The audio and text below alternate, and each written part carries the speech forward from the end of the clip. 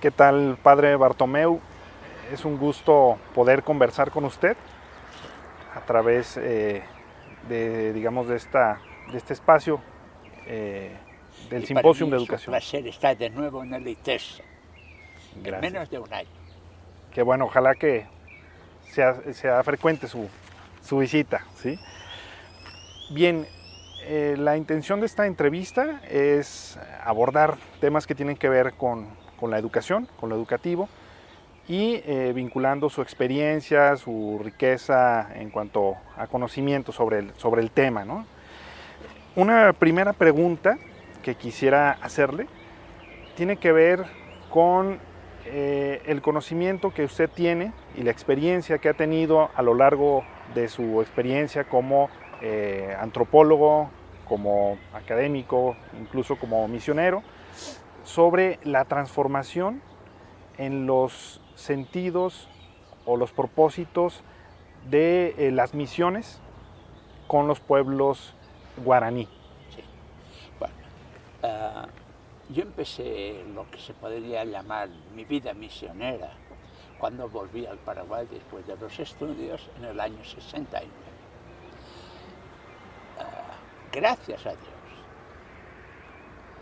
tuve un maestro que él mismo se proclamaba agnóstico, pero muy respetuoso,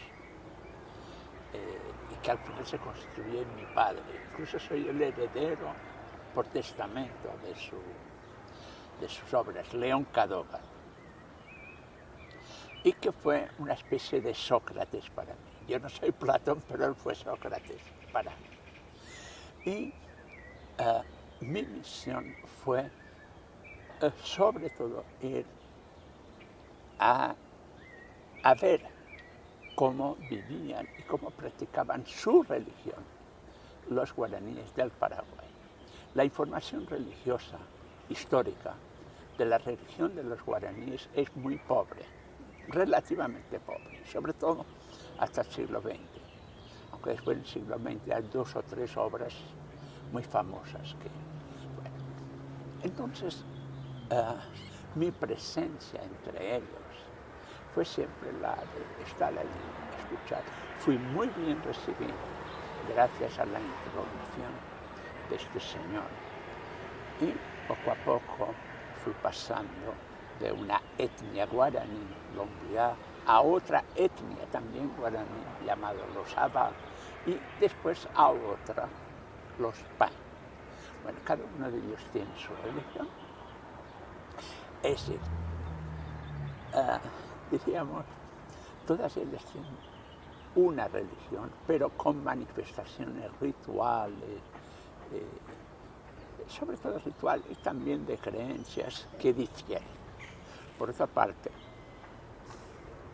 cada sabio guaraní es un profeta, entonces también inventa su religión dentro de los cánones propios de la tradición. Bueno, entonces mi primera época del 69 al 76 fue de convivencia. Incluso, casi por milagro, me aceptaron al resto en la que se llama la casa del rezo, el Oput, una casita ahí donde nunca dejan entrar a blancos, todavía ahora.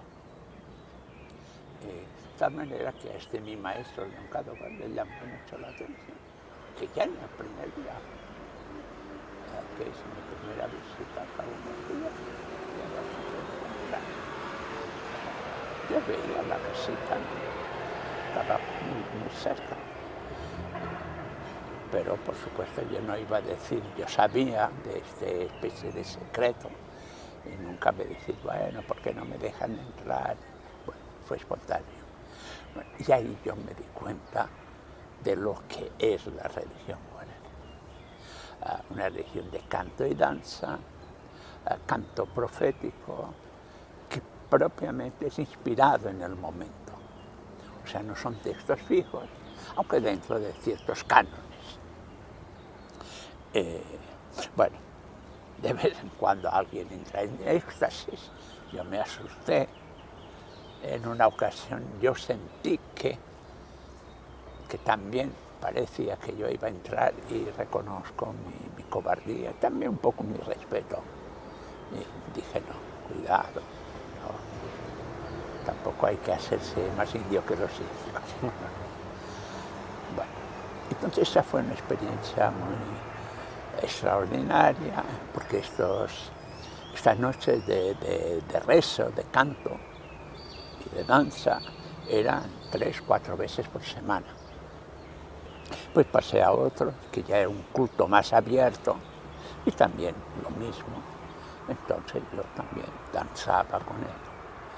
Y después ya los últimos, pero en un periodo dije, empecé el 61, y bueno, en el 72 ya estaba en el tercer grupo, y nunca dejaba de visitar a los anteriores. Y entonces ahí ya era un ritual mucho más espectacular, si se puede llamar, más gente, más...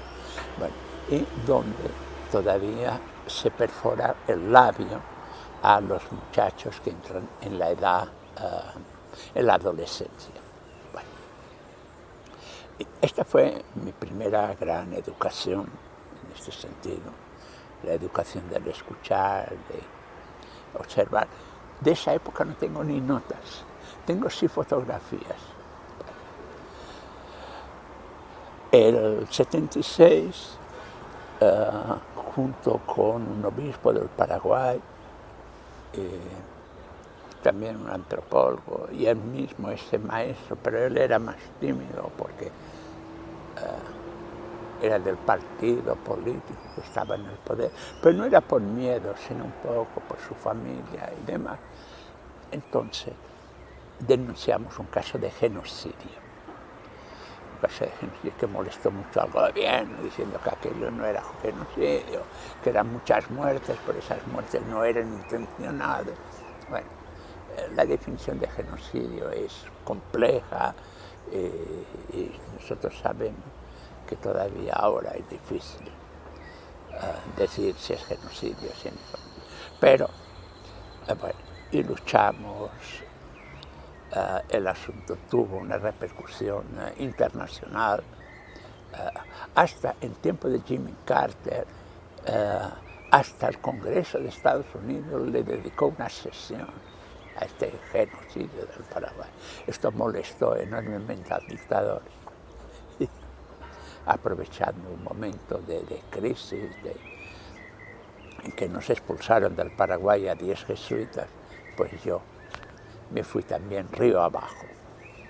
Y río abajo, por lo anecdótico, pues yo digo, ya sí me expulsan, ojalá que sea río abajo. Y fue río abajo, en un barquito que hacía en aquel tiempo este servicio. Bueno, esta fue la experiencia paraguaya. Con motivo de la expulsión, entonces, estuve un tiempo en Roma y muy poco tiempo después tuve la ocasión de llegar a Brasil. Y ahí me encontré en una misión bien estructurada, antigua ya, desde el año 37. Lévi-Strauss había ya pasado por esta misión. De ella habla en Los Tristes Trópicos. Y el buen Lévi-Strauss, queriendo sin querer, cuenta una cantidad de mentiras impresionantes.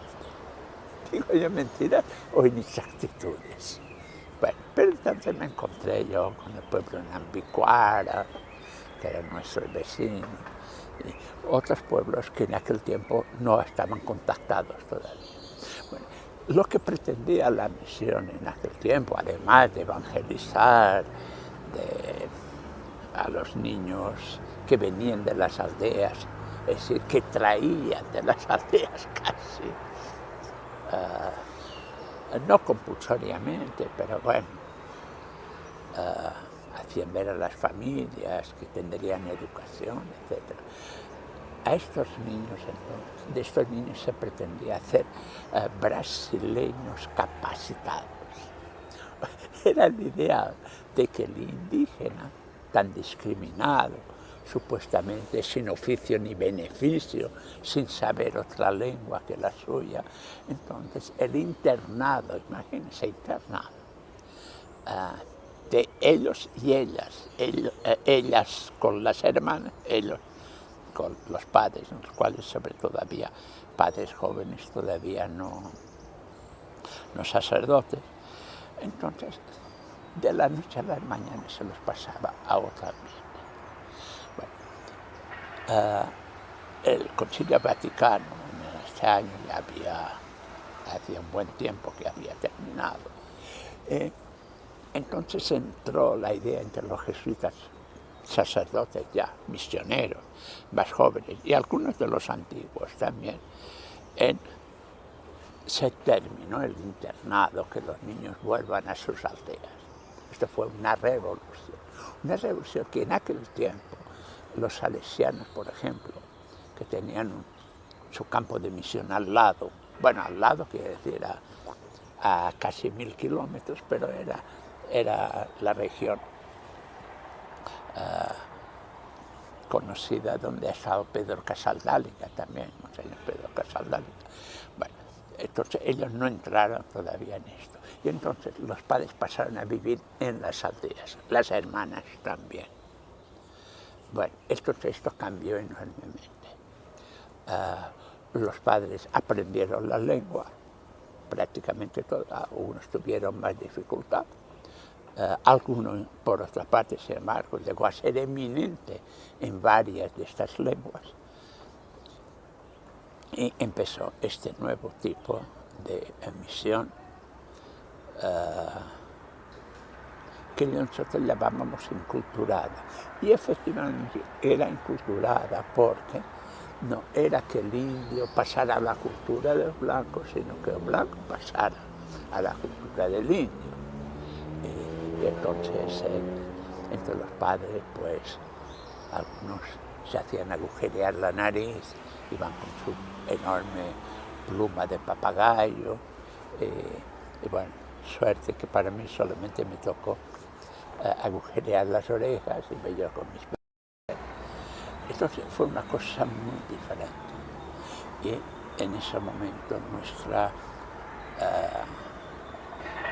nuestra preocupación inmediata, sin renegar de una evangelización, pero una evangelización que dejábamos para después, primero porque había que saber la lengua. O sea, para evangelizar, habitualmente se dice, bueno, primero que aprendan castellano, obligarles casi a que aprendan castellano, y entonces les vamos a evangelizar en castellano. No, usted aprende la lengua, y después, cuando sepa la lengua, usted va a evangelizar de otra manera muy diferente, porque en este aprendizaje de la lengua usted va a aprender muchísimas cosas que usted no sabe. Bueno, y tuvimos compañeros misioneros extraordinarios, dos de ellos mártires, uno, el padre Bosco Penido-Bournier, precisamente en la defensa, no de los indios, sino de unas mujeres que estaban en la cárcel, en apoyo a sus maridos, y también a ellos les habían metido. Bueno, entonces el comisario le disparó, incluso le disparó al padre Bournier, pensando que él era Monseñor Casaldáliga. Y Monseñor Casaldáliga es tan pequeñito que el comisario había dicho, este no da ni para obispo, ni para padre, entonces seguro que este no es el obispo. Bueno, y el otro, el hermano Cañas, que fue asesinado en el 87, ahora hará 25 años. No, ya más de 25 años. Bueno, entonces la nueva misión con mucho problema, ¿no? Porque los antiguos, claro que también de cierta edad, entonces ya se terminó aquello de llevar víveres a las aldeas y a este famoso internado que venía a ser un centro hasta de cultura para para la región, aunque por suerte no entraron los brasileños a vivir cerca, lo cual hubiera sido mucho peor. Y bueno, entonces esta fue la experiencia. Claro. Tuve la desgracia, digo desgracia porque lo fue, que me hicieron superior de esta misión. Y bueno, entonces era otro tipo de problemas, el cual uno tenía que ocuparse desde las cuestiones mecánicas de los carros y los camiones, hasta a veces fletar, que así era la costumbre, fletar un avioncito para llevarse a una mujer grávida cuyo parto se presentaba muy difícil. Y bueno, y casi siempre en estos casos pude vivir muy cerca de los indígenas, incluso como superior, lo cual, sin embargo, ya marcaba una cierta distancia. Claro. Y esto va, pero tuve la experiencia de estar con varios pueblos, diferentes pueblos indígenas. Los Rikbaxa, que me recibían muy bien, los Iranche, los Cayabí, Yapiacá, los parecí menos, no porque no me recibieran, sino porque estaban en otra situación. Los Iranche y los Mambicuara, el pueblo ceniza, que lo llama Levi-Strauss, porque dormían sobre la ceniza mismo, estaban, claro, muy sucios así, para nuestro criterio. Estos muy independientes, estos nunca dejaron que sus hijos fueran al internado, a pesar de que eran los más cercanos al internado. Esta es un poco la experiencia. Claro. Entonces, y un cambio, bueno, esto dio lugar también a muchas reflexiones de carácter incluso teológico, y fueron los años en que empezaba el CIMI, la Comisión Misionera de Brasil. entonces en ese periodo, en ese proceso, se da una revalorización de las culturas. Sí, ¿no? sí. Lo que los antropólogos en Barbado proclamaron que era necesario y acusaron a la Iglesia de ser adoctrinadora, pero todo quedó igual. Los únicos que lo practicamos fuimos los jesuitas. Esto hay que reconocer. Bueno, y otros padres, no solamente nosotros, pero, o sea, el Estado, pero los mismos antropólogos se convirtieron en nada. El antropólogo es un poco, sí, habla mucho, pero después, al final, hace su tesis y se va a su universidad y escribe 2 artículos por año. Los primeros años vuelve a visitar a sus amigos indígenas y al 3er o 4º año ya ni les visita. Y en el 5º ya se molesta cuando el indio va a visitarlo a su casa. Sí. Bien. Padre, una segunda pregunta tendría que ver sobre el concepto de educación y sus diversos sentidos. Bueno, el concepto de educación es un concepto que es tan tradicional entre los indígenas, tan tradicional en toda la historia de la humanidad, que uno le llama la atención, como nosotros estamos encantados con un tipo de educación que hasta ahora no sabemos exactamente si es bueno o es malo, porque tiene tantos aspectos positivos como negativos. La educación, de la cual incluso grandes filósofos y educadores han hablado. Hoy hablaba yo de Edgar Faure, que fue el ministro de Educación en Francia. Entonces, él pone que los sistemas educativos de América, de los indígenas de América, en Asia, en África, que hay experiencias educativas extraordinarias. En Asia, no digamos, la educación china, japonesa, pero también de todos esos países, de la India, por ejemplo, son educaciones sumamente sofisticadas. Bueno, entonces, esto lo dejamos de lado para meternos en el carro de una educación que prácticamente es decimonónica y que no es nada buena, muy enciclopedista, mucho de saber, pero saber que ahora con el internet, todo lo que acumulaba una persona para saber, pues ahora en un minuto lo tiene. Digo, esa parte material de saber en qué fecha nació Felipe II, o cuándo, en qué fecha, o quién eran los conductores de la batalla de las Termópilas. Bueno, entonces, y se ha descuidado esa educación.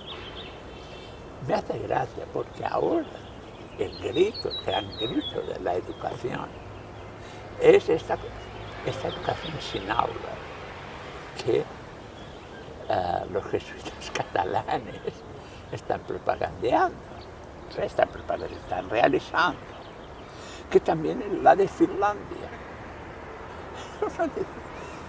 Pues ahora resulta que han descubierto la educación guaraní. Ahora en el siglo XXI, la gran novedad es la educación guaraní, o la educación chavante, o la educación menquí, o la educación náhuatl, pienso yo. Ahora la descubro. Porque la educación es este proceso en el cual uno se hace persona, que ya nace persona, pero construye una identidad creativa, que no es repetitiva. Dicen, no, es que el niño no inventa nada. ¿Cómo no inventa nada?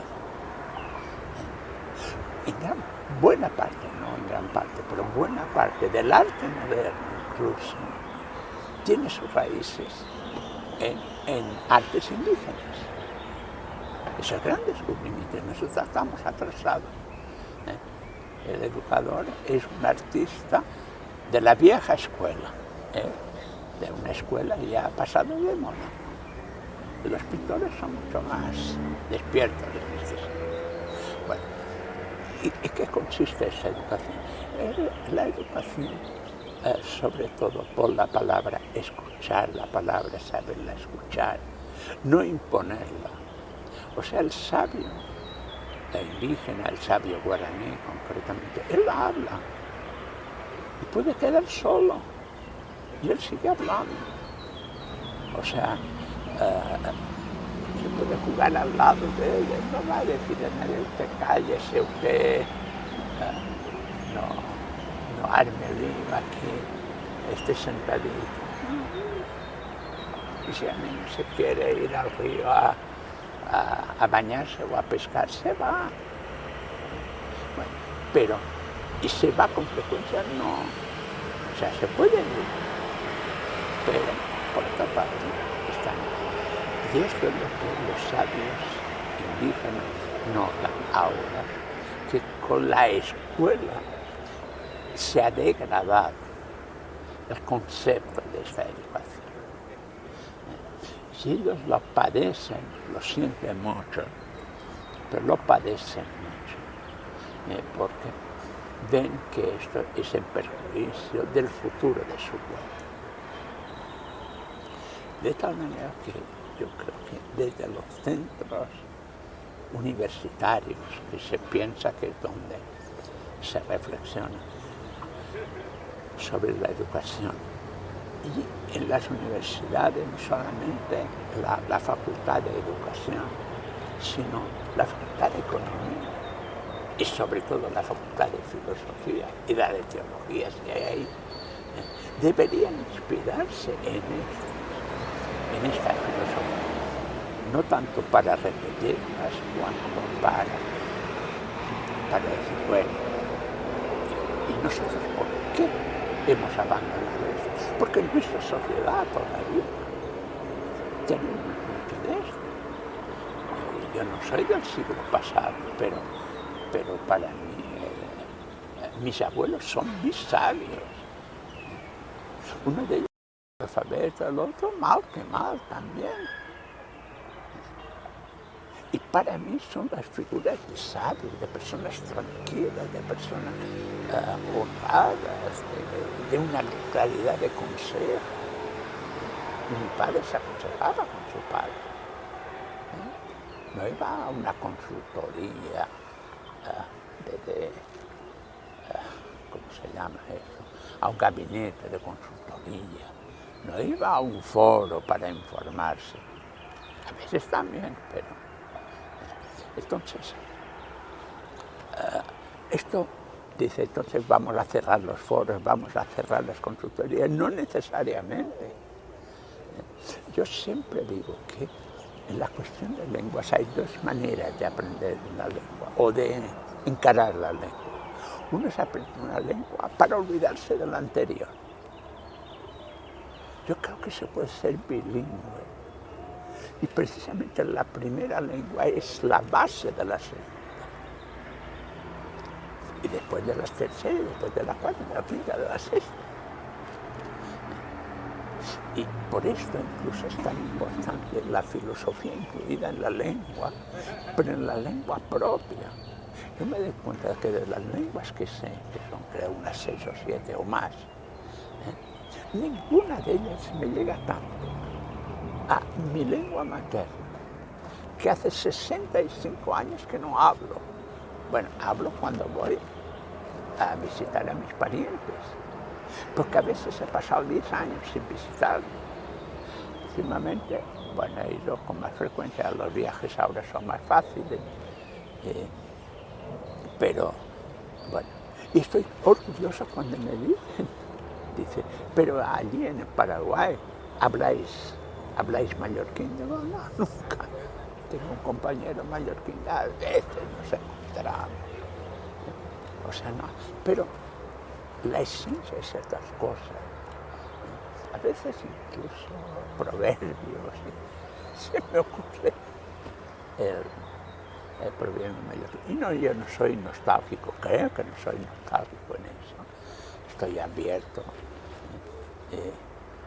Y bueno, y a partir del mallorquín, después aprendí el castellano, después me hicieron aprender el latín y el griego y el guaraní y el portugués y el francés y bueno. Padre, una última pregunta tendría que ver con lo que usted piensa sobre dónde estaría la clave para una transformación del sentido educativo en los países latinoamericanos. Bueno,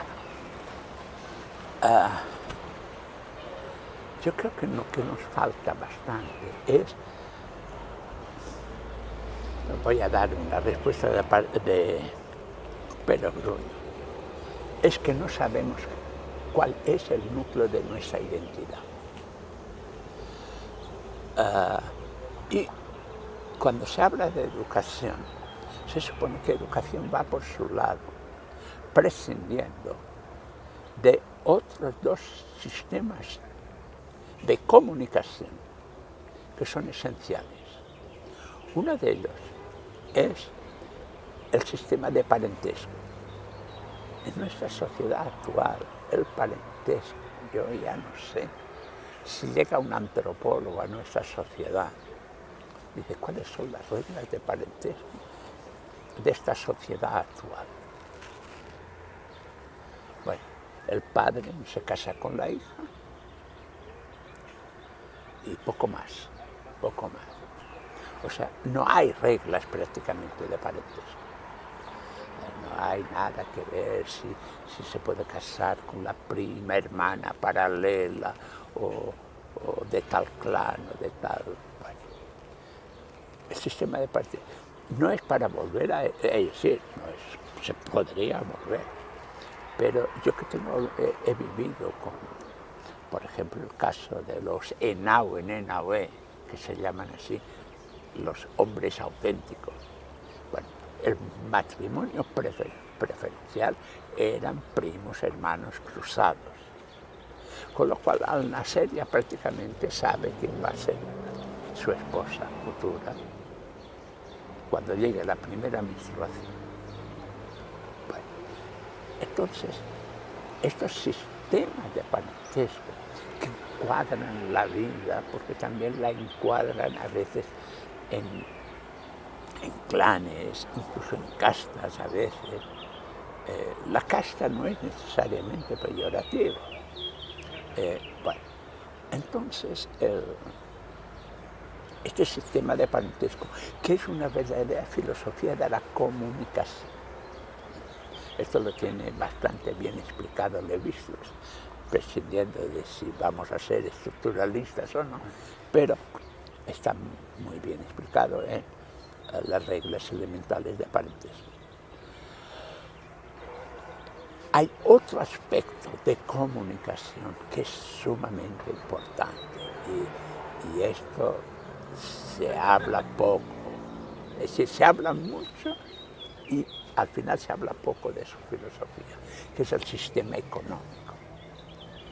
Yo creo que la humanidad se puede dividir de una manera muy simple, pero que no deja de tener su complejidad, en sociedades de economía de reciprocidad y economías de venganza. Bueno, nosotros, el capitalismo es una economía de venganza.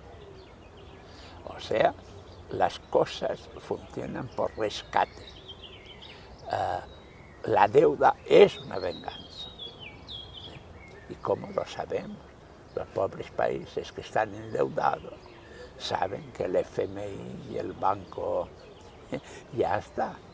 Los que tienen los bonos, como en Argentina con esos bonos buitres, bueno, esos buitres están ahí encima, dispuestos a despellejar a cualquiera que en sus entrañas tenga un centavo.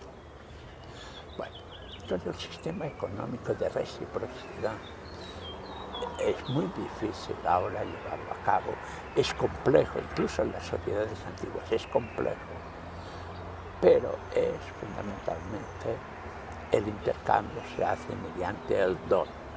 Entonces, de ahí se puede llegar a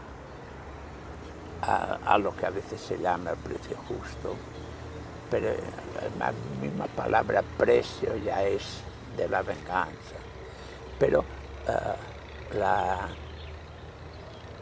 comunicación de bienes, lo que a veces se da en las grandes calamidades donde la gente da dinero, no presta dinero, a veces también, pero o sea, las grandes potencias, diríamos, bueno, envían unos millones de dólares o de euros o de no sé qué a Nepal, por ejemplo. Bueno, esto es un tipo de reciprocidad, pero esto se puede extender a una vida en que las cosas, el intercambio, se hace mediante la reciprocidad, que no tiene ni cantidad ni tiempo determinado.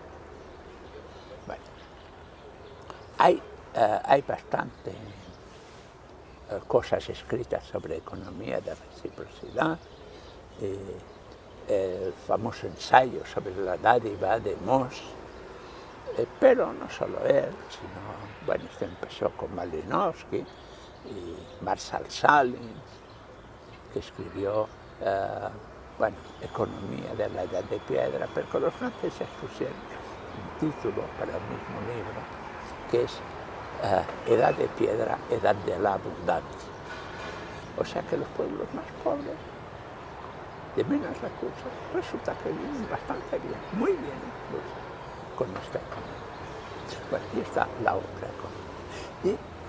Y en educación hay que tener presente en qué situación estamos. A partir de la acumulación individual no se va lejos. Es decir, no se va lejos, no se va tan lejos y se llega al abismo. ¿Qué es el gran problema que tenemos ahora? Uno dice, bueno, pero donde no hay, es necesario tanto petróleo. ¿Por qué existe tanto petróleo? Aunque bajen los precios, etc. Y estos materiales, ¿por qué tantos materiales estratégicos? Y las consecuencias de esto pues, son esas guerras mundiales que nunca acaban. Porque estamos en una época de guerra todavía, aunque a veces no lo sentimos así concretamente, pero estamos en una guerra.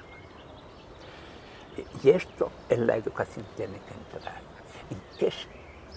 ¿Cuál es la economía con la cual nos identificamos? Y hacer lo posible para volver. Claro. Pues muy bien. Muchas gracias, padre. Ha sido muy interesante escuchar. Faltaría la parte de religión. La religión es lo que simboliza también el lenguaje, que es la comunicación.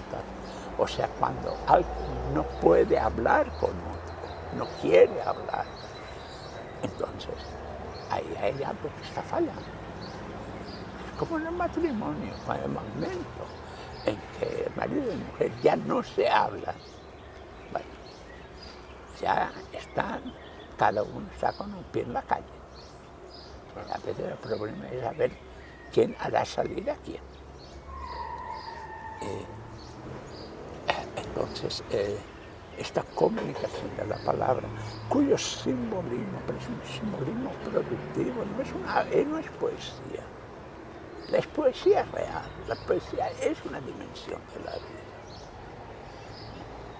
Entonces, y la religión es poesía, además de otras cosas, pero también es poesía. Bueno. Pues muchas gracias, padre. Ha sido muy interesante, muy enriquecedor lo que nos ha compartido. Y esperemos que haya otros momentos para continuar este diálogo y esta reflexión. Muy gracias. Bien. Bueno.